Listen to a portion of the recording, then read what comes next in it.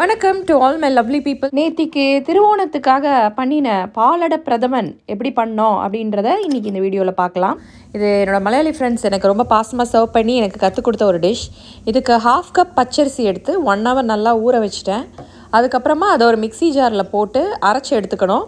இந்த மாவை ரொம்ப தண்ணியாக அரைக்கக்கூடாது, கொஞ்சம் கெட்டியாக தோசைக்கு அரைக்கிற மாதிரி அரைச்சி எடுத்துக்கணும். இந்த அடை எப்படின்னா ஸ்டோர்லேருந்து வாங்குவாங்க, அதாவது சூப்பர் மார்க்கெட்லேருந்து வாங்கலாம், வீட்லேயும் பண்ணலாம். நம்ம இந்த பெட்டியில் அடைச்ச பொருட்களை கொஞ்சம் கொஞ்சமாக அவாய்ட் பண்ணணும்னு நினைக்கிறதுனால வீட்டிலையே இதை ரெடி பண்ணியிருக்கோம்.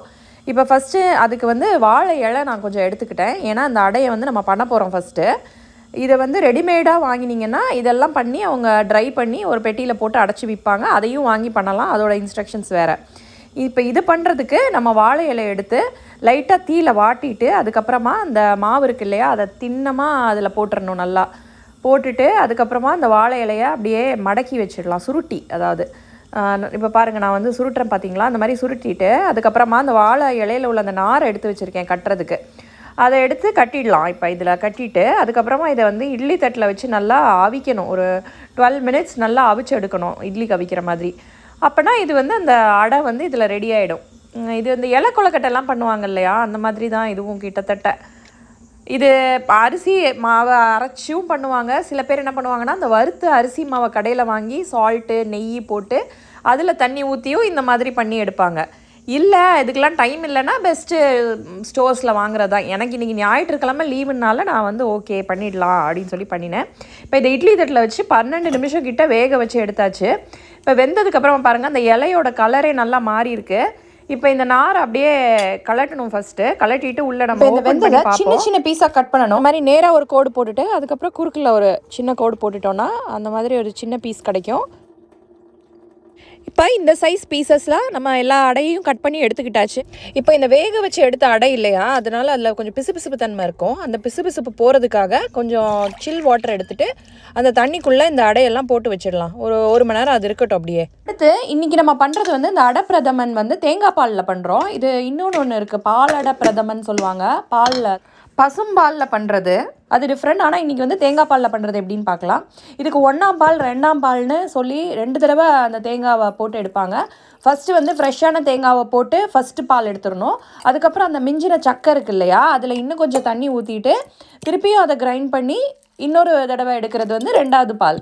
ஸோ இந்த 1ஆம் பால் 1 கப்பு, 2ஆம் பால் 1.25 கப்பு எடுத்து தனியாக வச்சுக்கலாம். அடுத்து இந்த அடை பிரதமனுக்கு தேவையான இனிப்பு நம்ம வெல்லத்து வழியாக தான் கொடுக்க போகிறோம். ஸோ அதனால் 1/2 கப் அடை எடுத்தோன்னா 1 கப்பு அந்த வெல்லம் எடுத்துக்கலாம். எடுத்து ஒரு பாத்திரத்தில் போட்டுட்டு கொஞ்சோண்டு தண்ணி ஊற்றி அதை நல்லா காய்ச்சிடலாம். காய்ச்சிட்டு வடிகட்டி அந்த டஸ்டெல்லாம் இருக்குது இல்லையா, அதெல்லாம் வடிகட்டி எடுத்துடலாம். இப்போ ஒரு பாத்திரத்தில் நல்லா நெய் விட்டுட்டு அது கூட அந்த முந்திரி, அதுக்கப்புறம் அந்த ட்ரை கிரேப்ஸு, அது 2த்தையும் போட்டு வறுத்து எடுத்து வச்சிடலாம். அதுக்கப்புறம் அந்த தேங்காய் பீசஸ் எல்லாத்தையும் குட்டி குட்டியாக நறுக்கி வச்சுருந்ததை திருப்பியும் அந்த நெய்யில் போட்டு அதையும் தனியாக எடுத்து வச்சுக்கலாம். இப்போ இந்த வெல்லம் காய்ச்சினோம் இல்லையா, அதை லைட்டாக மீடியம் ஃப்ளேமில் வச்சுட்டு அது கூட இந்த அடையும் 1 டேபிள்-ஸ்பூன் நெய்யும் போட்டு நல்லா கிண்டி விட்டுறலாம். இப்போ இந்த வெல்லத்தோட இந்த அடை சேர்ந்து நல்லா திக்காகணும். கொஞ்சம் நேரம் ஆகும், ஒரு 4 minutes ஆகும். ரொம்ப ஹை ஃப்ளேமில் வைக்கக்கூடாது, மீடியம் ஃப்ளேமில் வச்சுட்டு இது கொஞ்சம் திக்காகிற வரைக்கும் வெயிட் பண்ணுவோம். இப்போ திக்காகிடுச்சு. திக்கானதுக்கப்புறமா அந்த 2ஆம் பால் எடுத்து வச்சுருக்கோம் இல்லையா, அதாவது சக்கையை மட்டும் எடுத்து தண்ணி ஊற்றி வடித்து வச்சோம் இல்லையா, அந்த தேங்காய் பால் எல்லாத்தையும் இதில் ஊற்றிடணும். அதை ஊற்றிட்டு அப்பயும் மீடியம் ஃப்ளேமில் வச்சு நம்ம 1 கப் ஊற்றினோன்னா அது வற்றி ஒரு 1/2 கப்புக்கு வரணும். இப்போ இந்த ஸ்டேஜில் அந்த 1ஆம் பால் ஃபஸ்ட்டு ஃப்ரெஷ் தேங்காவை போட்டு உடனே பால் எடுத்தோம் இல்லையா, அந்த பால் எல்லாத்தையும் உள்ளே ஊற்றிடலாம். இப்போ இந்த 2ஆம் பால் ஊற்றினதுக்கப்புறம் நம்ம ரொம்ப நேரம் விட்டு கூட கொதிக்க வச்சு அதை வற்ற விட்டோம். ஆனால் 1ஆம் பால் ஊற்றினதுக்கப்புறமா ரொம்ப நேரம் விடக்கூடாது. அது கூட கொஞ்சம் ஏலக்காவும் கொஞ்சம் சுக்கு பொடியும் ஆட் பண்ணிக்கலாம்.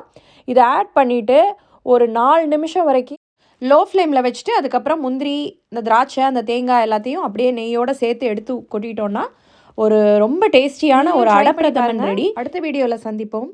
நன்றி.